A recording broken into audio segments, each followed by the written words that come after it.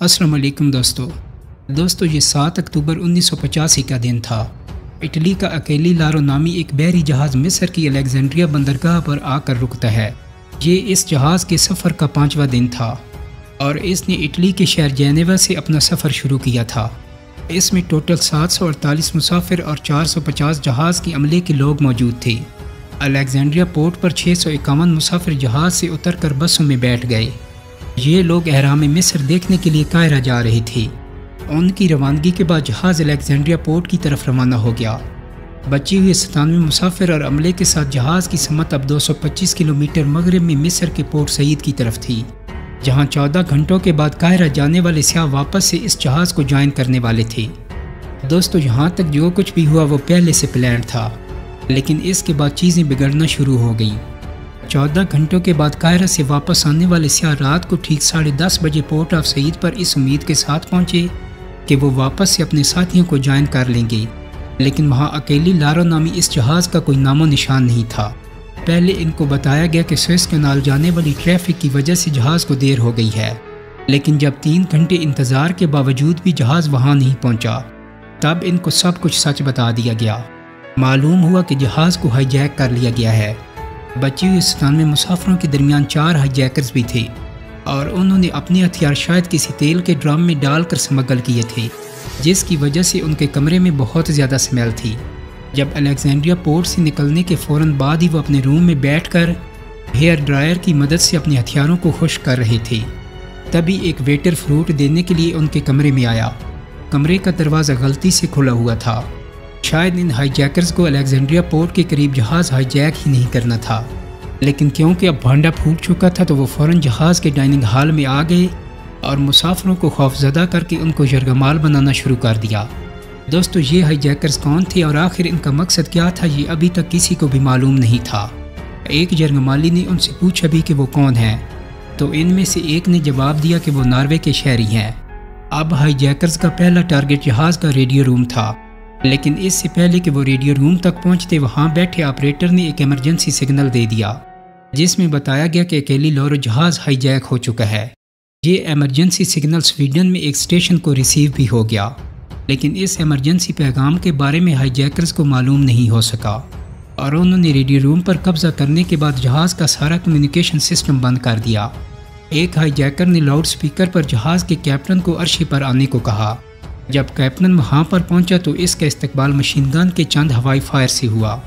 एक हाईजैकर ने ज़ोर ज़ोर से अरबी ज़बान में कुछ कहा और फिर टूटी फूटी इंग्लिश में 500 किलोमीटर दूर शाम की बंदरगाह पर चलने को कहा।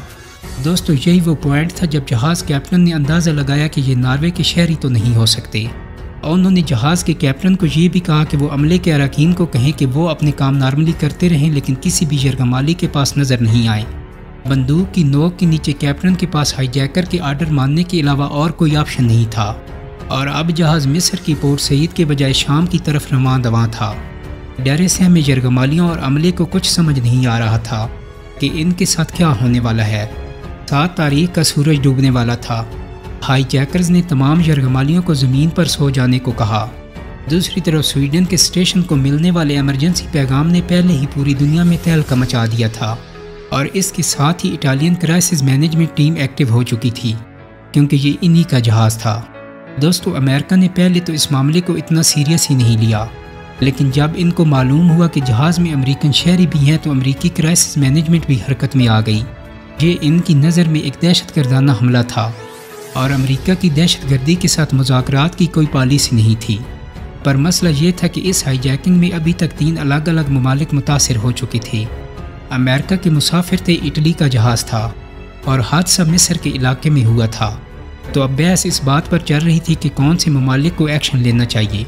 अमेरिका का ख्याल था कि जहाज़ इटली का है तो इस वजह से पहले इटली को एक्शन लेना चाहिए, पर इटालियन गवर्नमेंट इस हाईजैकिंग को ताकत के ज़ोर पर नहीं बल्कि मुज़ाकरात के ज़रिए हल करना चाहती थी, क्योंकि इटली कोई भी ऐसी हरकत नहीं करना चाहता था कि जिससे इसका नाम ख़राब हो, लेकिन अमेरिका इन हाईजैकर्स के साथ सख्ती से पेश आना चाहता था। लिहाजा अमेरिका ने बहर रोम के सहल के तमाम ममालिक को मना कर दिया कि कोई भी इस जहाज़ को अपने पास लंगरअंदाज होने की इजाज़त ना दे। 8 अक्टूबर की सुबह को ये जहाज़ शाम के करीब पहुंच चुका था। कैप्टन ने पोर्ट पर आने की इजाज़त मांगी لیکن کیونکہ امریکہ پہلے ہی سب کو الرٹ کر چکا تھا، اس لیے شام نے کوئی جواب نہیں دیا۔ اس کے بعد ہائی جیکرز نے یرغمالیوں کو ان کی قومیت کے حساب سے الگ کرنا شروع کر دیا۔ ایسا لگ رہا تھا کہ وہ امریکی اور یہودیوں کو ڈھونڈ رہے تھے۔ انہوں نے ٹوٹل 20 مسافر الگ کیے، جن میں ایک بوڑھا جوڑا بھی شامل تھا، میرلان کلنگ آفر، اور ویل چیئر پر بیٹھا 69 سال کا اس کا شوہر لیون کلنگ آفر۔ ہائی جیکرز نے ان 20 لوگوں کو اوپر کے ڈیک پر شفٹ ہونے کو کہا، لیکن لیون کلنگ آفر اپنی ویل چیئر کی وجہ سے اوپر نہیں جا سکتا تھا۔ اس کی بیوی نے اس کو اکیلے چھوڑنے پر بہت شور مچایا، لیکن ہائی جیکرز نے بندوق کی زور پر اس کو چپ کروا دیا۔ دوستو، لیون کلنگ آفر اس بات پر کافی ناراض تھا اور لگاتار ہائی جیکرز کو برا بھلا بھی کہہ رہا تھا۔ کافی وقت گزرنے کے بعد بھی جب جہاز کو شام میں داخل ہونے کی اجازت نہیں ملی، تو تب ہائی جیکرز نے آخر کار اپنی ڈیمانڈ ریڈیو کے ذریعے اتھارٹیز کے سامنے رکھ دیں۔ 4 میں سے ایک، جو ان کا لیڈر لگ رہا تھا، اس نے ریڈیو پر بتایا کہ ان کا تعلق PLF یعنی فلسطین لبریشن فرنٹ سے ہے، اور وہ چاہتے ہیں کہ اسرائیل ان کے 50 ساتھیوں کو رہا کر دے۔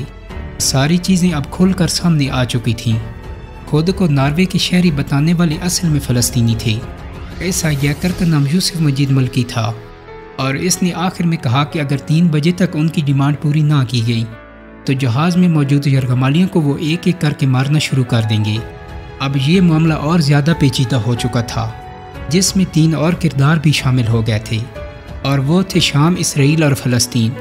ہائی جیکرز کی طرف سے دی گئی ڈیڈ لائن قریب آنے لگی، لیکن نہ ہی ان کی ڈیمانڈز پوری ہوئیں اور نہ ہی کوئی مذاکراتی ٹیم ان تک پہنچ پائی۔ 3 بجے انہوں نے ایک پیغام بھیجا جس میں ان کا کہنا تھا کہ وہ ایک امریکن مسافر کو مار چکے ہیں اور اب دوسرے کی باری ہے، لیکن شام کے آفیشیل نے ان کی بات پر ذرا بھی دھیان نہیں دیا اور کہا کہ وہ یہاں سے چلے جائیں۔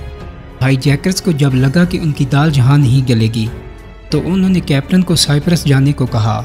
اس دوران امریکی انٹیلیجنس نیٹ ورک میں یہ افواہ پھیل چکی تھی کہ ایک امریکن کو مار دیا گیا ہے، لیکن دوسری طرف اس بات کی کوئی کنفرمیشن بھی نہیں تھی۔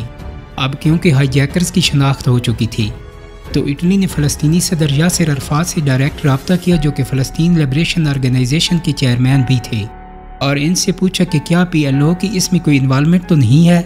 لیکن یاسر عرفات نے نہ صرف اس ہائی جیکنگ سے لاتعلقی ظاہر کی، بلکہ اس معاملے کو سلجھانے کے لیے ایک مذاکراتی ٹیم بھی مصر روانہ کر دی۔ اس ٹیم میں ابو عباس بھی تھے، جو کہ PLF کے لیڈر تھے۔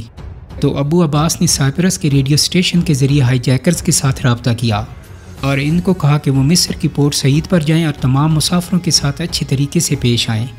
ملکی، جو ہائی جیکرز کا لیڈر تھا، اس نے ابو عباس کی بات مانتے ہوئے کیپٹن کو مصر کی پورٹ سعید پر جانے کو کہا۔ مصر پہنچنے پر ابو عباس نے کیپٹن سے بھی معافی مانگی اور ہائی جیکرز کے ساتھ اکیلے میں کچھ بات چیت بھی کی۔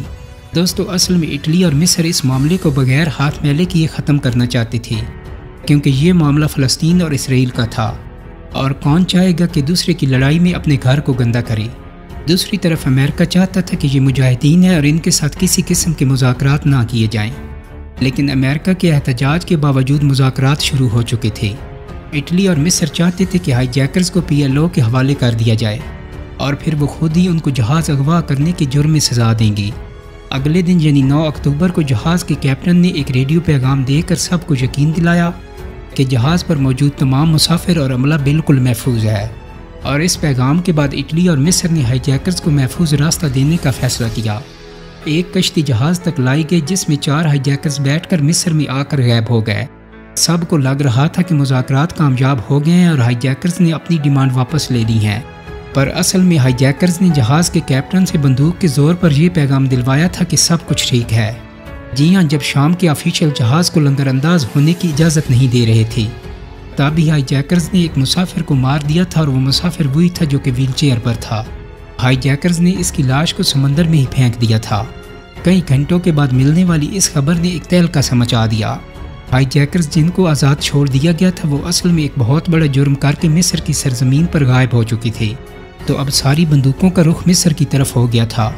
اٹلی نے مصر کو کہا کہ ہائی جیکرز ان کے حوالے کرے، لیکن مصر بھی اس معاملے سے دور بھاگ رہا تھا۔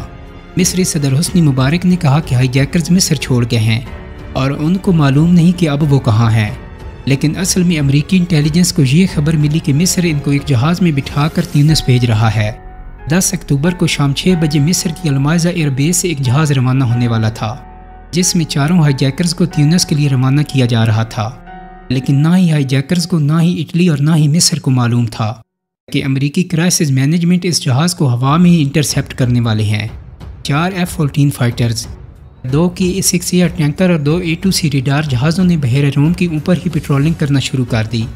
جیسے ہی ہائی جیکرز کے جہاز نے ٹیک آف کیا، امریکی ایئر فورس کے فائٹر جہاز الرٹ ہو گئے اور اس کا پیچھا شروع کر دیا، اور 1.5 گھنٹے ہوا میں رہنے کے بعد F-14 ایئر کرافٹ نے جہاز کو گھیر لیا۔ کیپٹن کو کہا گیا کہ وہ اٹلی میں نیٹو کی ایئر بیس سیگنالا میں لینڈ کرے۔ پائلٹ نے مصر کے ایئر بیس سے رابطہ کرنے کی کوشش کی، لیکن امریکی ریڈار جیمر نے پہلے اس کے ریڈیو سگنل جام کر رکھے تھے، لہٰذا پائلٹ کا مصر بیس سے کوئی رابطہ نہیں ہو پایا۔ پائلٹ کے پاس اور کوئی چارہ نہیں تھا، لہٰذا اس نے اٹلی کی طرف جہاز کا رخ موڑ دیا، اور 11 اکتوبر رات کے 12:10 پر جہاز سیگنالا ایئر بیس سسلی پر لینڈ کر گیا۔ اس آپریشن کے بارے میں کسی کو بھی معلوم نہیں تھا۔ اٹلی کو خود اس آپریشن کے بارے میں تب معلوم ہوا جب جہاز سیگنالا ایئر بیس پر لینڈ کرنے والا تھا۔ اب کیونکہ یہ جہاز اٹلی میں لینڈ ہوا تھا، بحری جہاز بھی اٹلی کا ہائی جیک ہوا تھا اور قتل بھی اٹالین جہاز پر ہوا تھا، تو اس وجہ سے پہلا حق اٹلی کا تھا کہ وہ ان کی کسٹڈی لیں، لیکن امریکہ چاہتا تھا کہ ان کی کسٹڈی وہ لیں، تو لینڈ ہونے والے جہاز کو امریکی کمانڈوز نے گھیر لیا۔ لیکن دوستو، مزے کی بات یہ ہے کہ امریکی کمانڈوز کو 300 اٹالین کمانڈوز نے گھیر لیا۔ کئی گھنٹوں تک اٹالین اور امریکی ڈپلومیسی کی میٹنگ جاری رہی۔ پھر آخر کار صبح کو واشنگٹن سے ایک کال آئی اور انہوں نے امریکی کمانڈوز کو پیچھے ہٹنے کا حکم دیا۔ اٹلی اور امریکہ کے بیچ ایگریمنٹ اس شرط پر ہوا کہ اٹلی ان ہائی جیکرز کو سزا دلوائے گا۔ اٹالین کمانڈوز نے جہاز میں ان 4 ہائی جیکرز سمیت ایک اور اہم شخصیت کو بھی پایا، اور وہ تھا PLF کا لیڈر اور یاسر عرفات کا بھیجا گیا ابو عباس۔ دوستو، ابو عباس کی جہاز میں موجودگی کی وجہ سے ایسا مانا جاتا ہے کہ اس نے یہ ساری ہائی جیکنگ پلان کی تھی۔ عرفات کو اس کا علم تھا کہ نہیں، اس بات کی کوئی کنفرمیشن نہیں ملی، لیکن ہائی جیکنگ کے ساتھ کنیکشن میں ثبوتوں کی کمی کی وجہ سے اٹلی نے ابو عباس کو چھوڑ دیا، جبکہ 4 ہائی جیکرز پر کیس چلا کر ان کو سزا دی گئی۔ جس ہائی جیکر نے قتل کیا تھا وہ تھا الملکی، اس کو 30 سال کی سزا سنائی گئی، جبکہ باقی تینوں ہائی جیکرز کو 15 سے 25 سال کی سزا سنائی گئی۔ بعد میں معلوم ہوا کہ یہ جہاز کو ہائی جیک کرنا ہی نہیں چاہتے تھے، بلکہ اس جہاز کو استعمال کر کے اسرائیل کی پورٹ پر حملہ کرنا چاہتے تھے۔ قتل ہونے والے شخص کی باڈی 5 دنوں کے بعد 13 اکتوبر کو شام کے سمندری ایریا سے برآمد ہو گئی، جس کو آٹوپسی کے بعد ہوم کنٹری بھیج دیا گیا۔ دوستو، امید کرتا ہوں کہ میری آج کی ویڈیو آپ کو پسند آئی ہوگی۔ اگر ویڈیو اچھی لگی ہے تو اس کو لائک اور شیئر کر دیں۔ میرے چینل کو سبسکرائب کرنے کے ساتھ ساتھ بیل آئیکن کو بھی کلک کر دیں تاکہ آپ کو میری آنے والی مزید ویڈیوز کے نوٹیفیکیشن ملتے رہیں۔ بہت جلد ہی ایک نئی ویڈیو کے ساتھ ملاقات ہوگی۔ اپنا بہت سارا خیال رکھیے گا۔ اللہ حافظ۔